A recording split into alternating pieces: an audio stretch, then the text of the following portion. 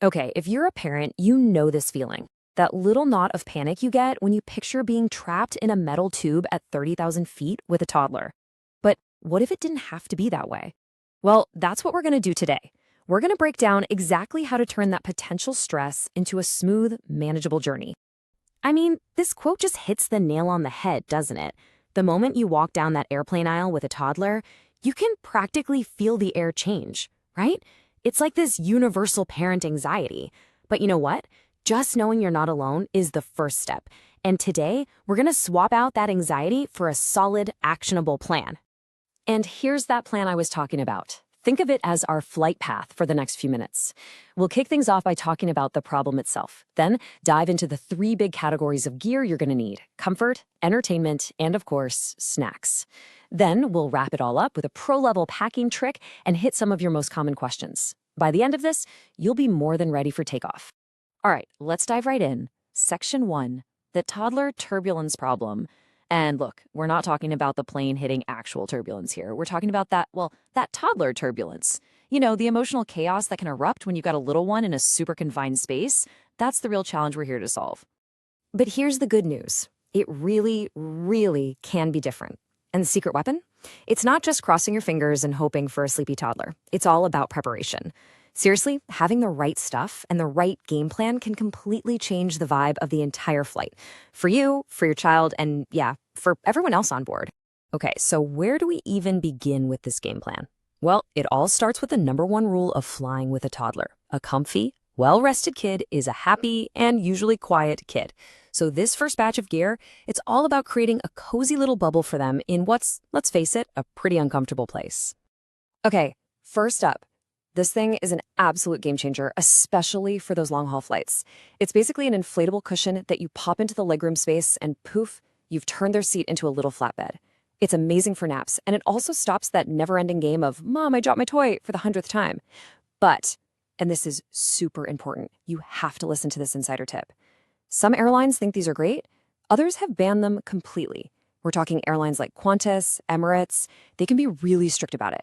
So before you even think about buying one, you absolutely have to go to your airline's website and check their policy. All right, next up, let's talk logistics. You know, having one of these travel strollers that folds up tiny enough to go in the overhead bin, that's not just a stroller, that's freedom. It means you can keep your little escape artist contained all the way through the airport, right up to the plane door. And the best part, you have it the second you land. No more waiting around on the jet bridge for them to bring it up. And here's some really good news. A lot of the major airlines have finally ditched that old, super frustrating 20-pound weight limit for carry-on strollers. Finally. Okay, check out this number on the screen. 85. What do you think that is?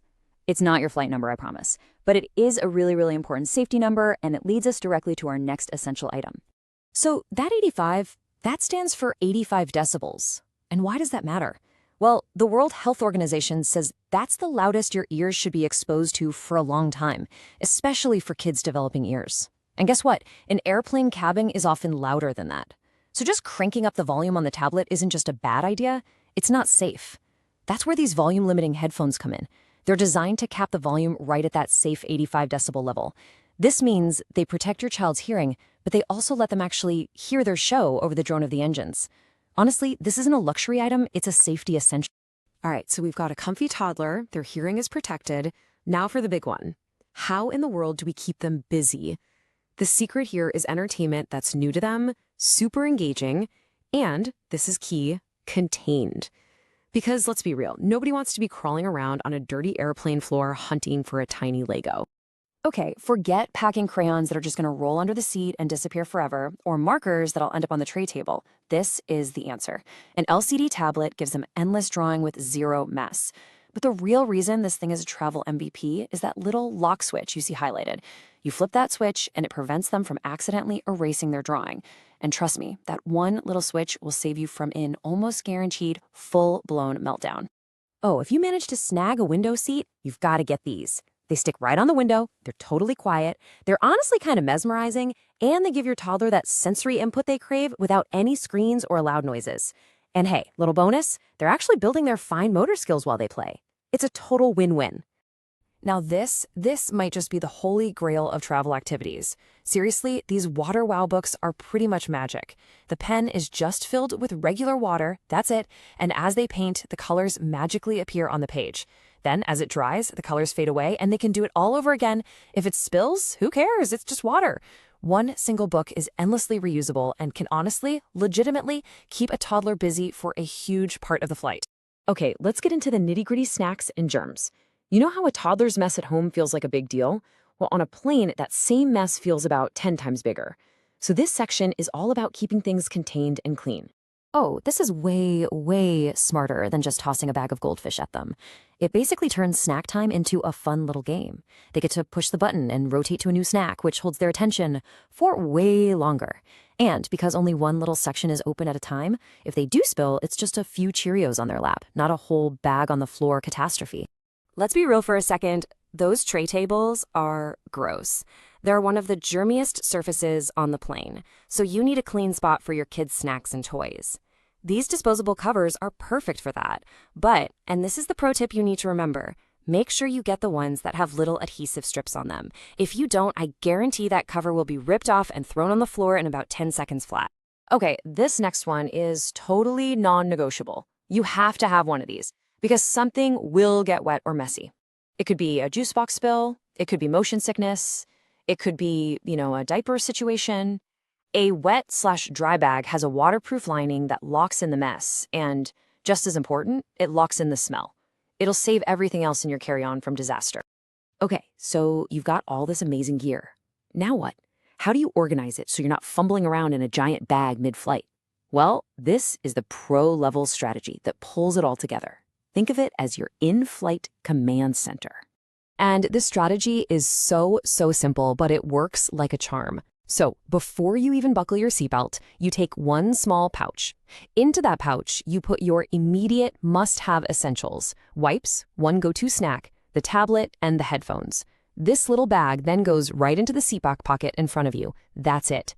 Now, everything you need for that first hour or for a sudden, I'm hungry, meltdown is right there. No more standing up and rummaging through the overhead bin. It's a lifesaver. All right, we're in the home stretch. Let's tackle a few of the biggest questions that parents always have. These are those little what-ifs that can still creep in and cause stress. So we're going to clear them up right now and get you feeling totally confident.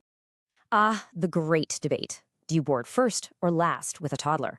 Look, boarding first is definitely the way to go if you're installing a car seat and need that extra time, or if you're worried about finding overhead bin space.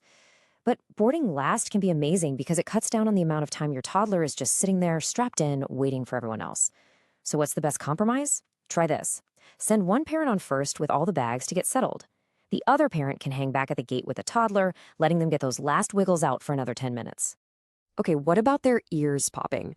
This is a huge source of anxiety for parents, and for good reason. That pressure change during takeoff and landing can really hurt their little ears. The fix is actually pretty simple. You just need to get them to swallow. That sucking and swallowing motion is what helps equalize the pressure. So have a sippy cup of water, a squeezable food pouch, or even a special airplane lollipop ready to go for both takeoff and the final descent. So, when you really think about it, after everything we've talked about, it all comes down to this one question. After seeing all these tools and strategies, you realize you're not just packing a bag full of stuff, are you? Each and every item we talked about is actually a tool to buy you a little more calm, a little more confidence, a little more control. So you're not just packing for a flight, you're packing peace of mind. You're setting the stage for an amazing, successful start to your family's next big adventure.